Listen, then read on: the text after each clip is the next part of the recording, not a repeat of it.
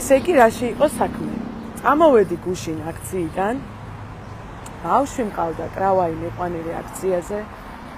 ძალიან კარგად მიდიოდა აქცია. სიტყვით გამოსვა, მშვიდობიანად, შეკრებილი ვართ.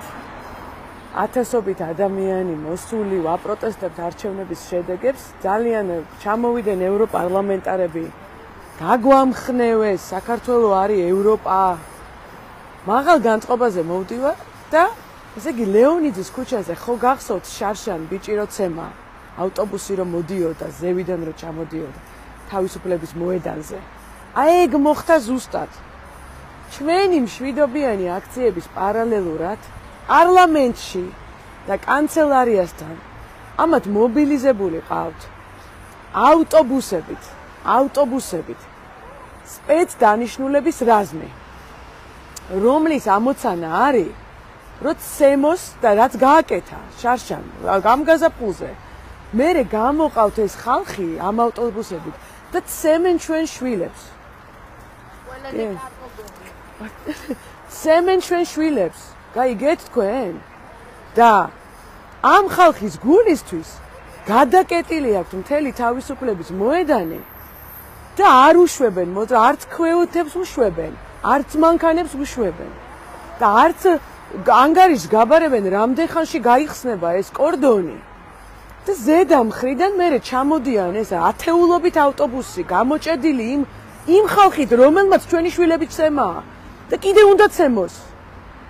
უკვე ხო ცემა ურტყეს და დაიჭირეს და იმაში არიან კიდე ხალხი არის დაკავებული კაცო პოლიტპატიმრები არიან და დაჭერილები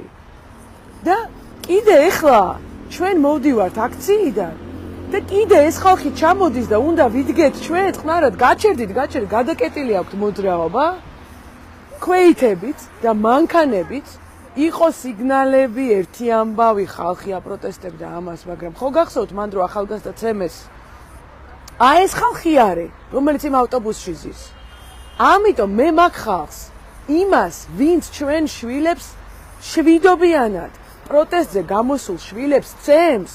ყოველთვის დაუძახებ რუსეთის საოკუპაციო ჯარს ხალხო ეჭვი არ შეგეპაროთ ეგრე კი არ გაგვიზდია ეს ბავშვები რომ გვიცემ ნიჩბებით რომ შემოვიდნენ აქ და ტანკებით ეგ ხალხი იყო მაგის გაგრძელება სერგო ორჯონიკიძე იქნება თუ რუსი იქნება გვარით რა მნიშვნელობა აქვს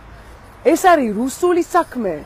და აი ამ ხალხს რომელიც წესრიგს იცავს ქუჩაში წესიერ მაგათ უფლებებს ვიცავ ხოლმე მე 1500 ლარი რო აქვს ხელფასი 2006 წელს რო ხელფასი ქონდა ჩვენ თავდაცვას პოლიციას